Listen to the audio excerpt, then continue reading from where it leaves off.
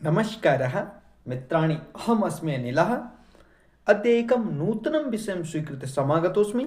मित्राणि, वयं संस्कृतसाहित्यस्य अध्ययनं कुर्वन्तः स्मः। तस्मिन् क्रमे एव वयं नाटकानाम् अध्ययनं कृतवन्तः। अद्य वयम् एकस्याः नाटिकायाः अध्ययनं करिष्यामः। नाटिकायाः नाम अस्ति रत्नावली। तो रत्नावली का सामान्य परिचय आज हम देखेंगे और बिना विलंब किए ही शीघ्र ही हम आज के टॉपिक को आरंभ करते हैं। तो रत्नावली का जो सामान्य परिचय है, महाकवि हर्षवर्धन कृत रत्नावली संस्कृत साहित्य की प्रसिद्ध नाटिका है। इसमें 4 अंकों में वत्स देश के राजा उदयन तथा सिंगल देश की राजकुमारी रत्नावली की प्रेम कथा का सुंदर वर्णन है। यह नाटिका श्रृंगार रस प्रधान है, जिसमें संयोग और विप्रलंब दोनों प्रकार के श्रृंगार प्रभावशाली निरूपण मिलता है। तो दोनों प्रकार के ही श्रृंगार का यहाँ प्रभावशाली निरूपण प्राप्त होता है। इसमें वेश परिवर्तन, कौतूहल, नाटकीय घटनाओं तथा स्वाभाविक प्रकृति वर्णन का सुंदर समन्वय है। इसकी भाषा सरल, प्रसाद गुण से युक्त और अत्यंत सरस है। नाटक का संक्षिप्त सार इस प्रकार है कि सिंगल देश के राजा की पुत्री रत्नावली समुद्री दुर्घटना के कारण वत्सराज उदयन के राज्य में पहुंच जाती है। अमात्य योगंधरायण की योजना से वह वासवदत्ता के महल में सागरिका नाम से दासी के रूप में रहने लगती है। मदन महोत्सव के अवसर पर उदयन और सागरिका एक दूसरे को देखकर प्रेम करने लगते हैं। विभिन्न घटनाओं, वेश परिवर्तन और अनेक नाटकीय परिस्थितियों के बाद सागरिका का वास्तविक परिचय प्रकट होता है कि वही सिंगल देश की राजकुमारी रत्नावली है। इसलिए अंत में वासवदत्ता उसे अपनी बहन के रूप में स्वीकार कर उदयन के साथ उसका विवाह करा देती है और नाटिका का मंगलमय यहाँ पर समापन होता है। ये जो हमने इससे पहले देखा, ये एक रत्नावली जो नाटिका है उसका एक संक्षिप्त सार देखा। तो इसके विभिन्न तथ्यों पर चर्चा करने से पूर्व हम कवि के परिचय की ओर चलेंगे। तो रत्नावली के जो प्रणेता हैं तो सम्राट हर्षवर्धन, जिन्हें हर्षदेव के नाम से भी जाना जाता है। हर्षवर्धन का यदि समय की बात करें तो 7वीं शताब्दी इनका समय माना जाता है। और जन्म स्थान की बात करें तो स्थानीश्वर इनका जन्म स्थान माना जाता है। इनके पिता प्रभाकर वर्धन थे।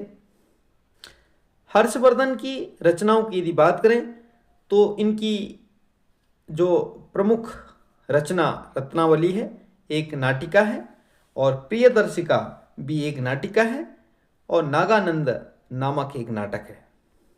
रत्नावली से संबंधित यदि महत्वपूर्ण तथ्यों की बात करें तो रत्नावली जो काव्य विधा है वह एक नाटिका है।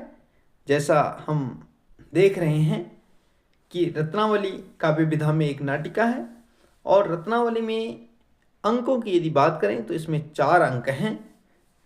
रत्नावली का कथानक कविकल्पित, भास्कृत स्वप्न वासवदत्तम का पर्याप्त प्रभाव इस पर है, और गुणाढ़ की बृहत कथा इसका मूल आधार है।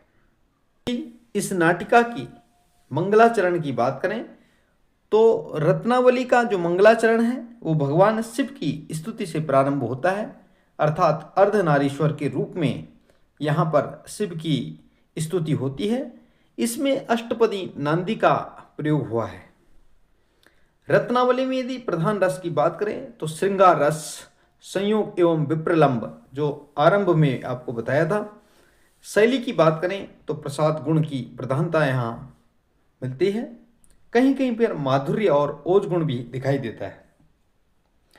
रीति की बात करें तो वैदर्भी, साथ ही कहीं कहीं पर पांचाली तथा गौड़ी रीति भी इसमें दिखाई देती है।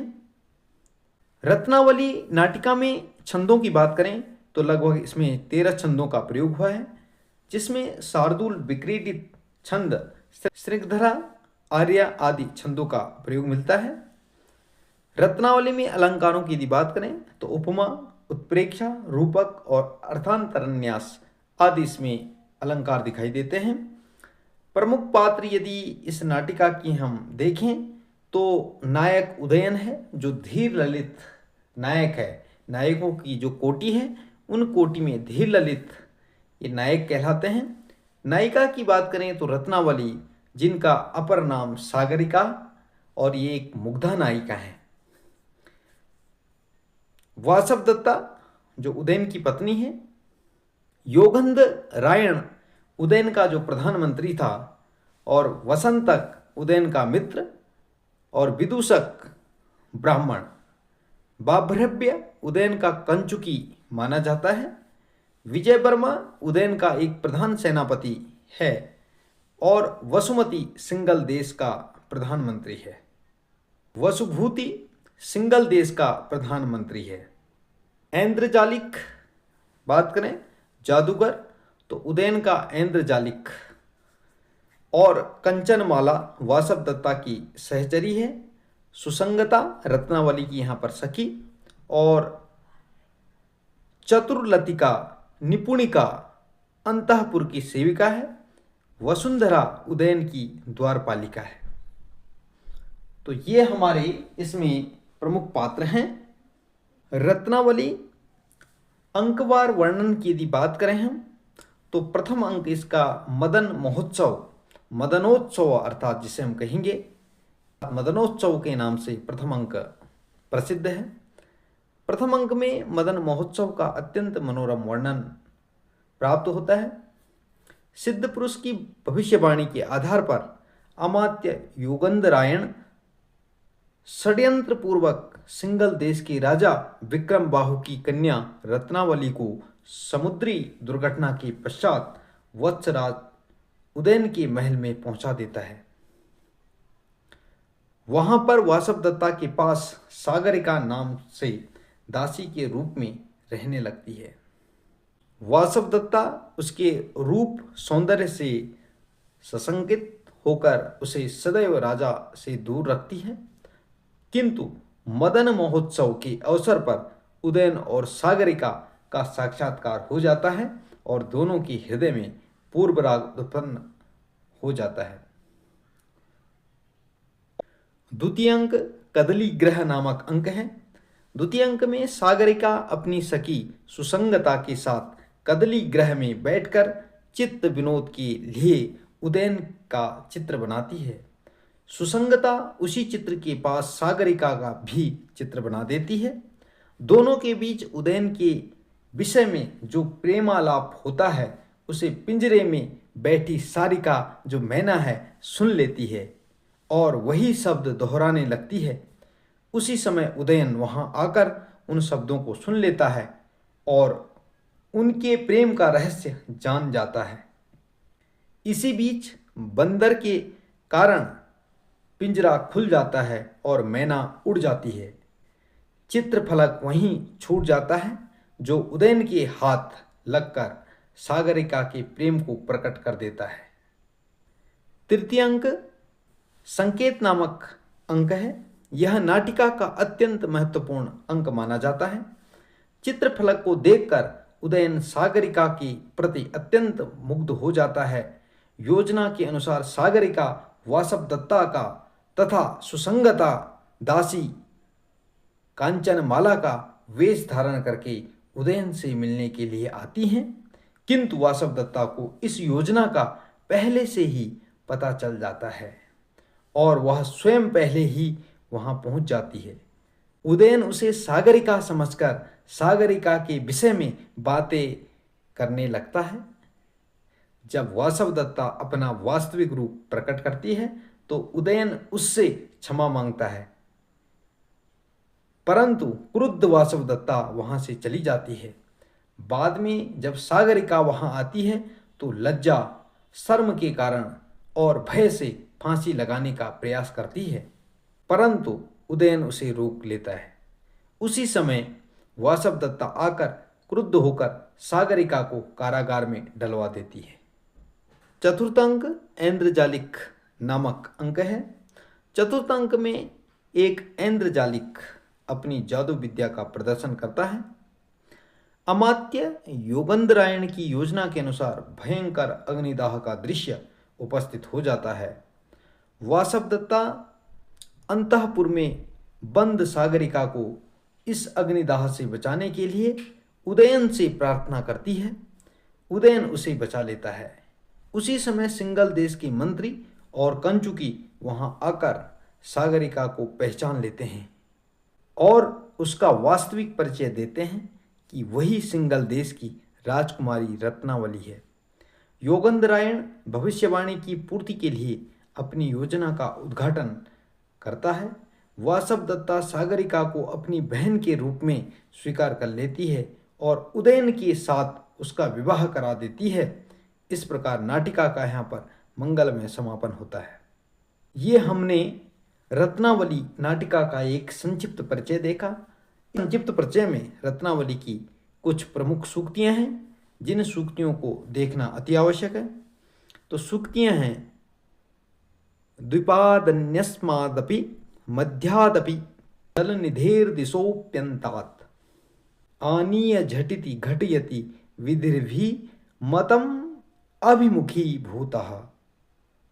इसका अर्थ है कि जब भाग्य अनुकूल हो जाता है तब वह दूसरे द्वीप से, समुद्र के मध्य से या दिशाओं के अंत से भी इच्छित वस्तु को लाकर तुरंत प्राप्त करा देता है। प्रायेण सामग्र्यं विधौ फलानां विधातुः अभिप्रेतं किमपि संपादयितुं प्रभवति। जब विधाता किसी फल को देने का निर्णय कर लेता है, निश्चय कर लेता है, तब वह उसे सिद्ध करने के लिए आवश्यक सभी साधन और सामग्री स्वयं ही जुटा देता है। प्रसाद चिन्हानि पुरः फलन्ति, अर्थात स्वामी या राजा की प्रसन्नता के लक्षण वास्तविक फल मिलने से पहले ही शुभ संकेतों के रूप में प्रकट हो जाते हैं। अहो शोचनीयावस्थासि संवृता, अर्थ है कि सुसंगता सागरिका से कहती है, अहो तुम्हारी अवस्था तो प्रेम की विरह वेदना के कारण अत्यंत दयनीय हो गई है। उत्कंठां च विनोदयन्ति लिखिता चित्रगता प्रतिकृति ही, अर्थात चित्र में अंकित प्रिय व्यक्ति की आकृति विरह में उत्पन्न उत्कंठा और व्याकुलता को कम करने का साधन बन जाती है। यथा यथा च विभाव्यति तथा तथा प्रियम अनुरागम सूचयति, जैसे जैसे किसी प्रिय व्यक्ति के बारे में अधिक विचार किया जाता है वैसे वैसे उसके प्रति प्रेम और अनुराग और अधिक बढ़ जाता है। मित्राणि, अद्य अस्माभिः रत्नावली नाटिकायाः अध्ययनं कृतम्। मित्रों, आज हमने रत्नावली नाटिका का अध्ययन किया। आशा करता हूँ कि आपको यह वीडियो पसंद आए। यदि आपको वीडियो पसंद आए तो वीडियो को लाइक करें, अपने मित्रों को जरूर शेयर करें, कमेंट करके अपने सुझाव दें। यदि आप चैनल पर नए हैं तो चैनल को सब्सक्राइब जरूर करें। अस्तु एतावत् पाठित्वा एव विरमामि। नमो नमः।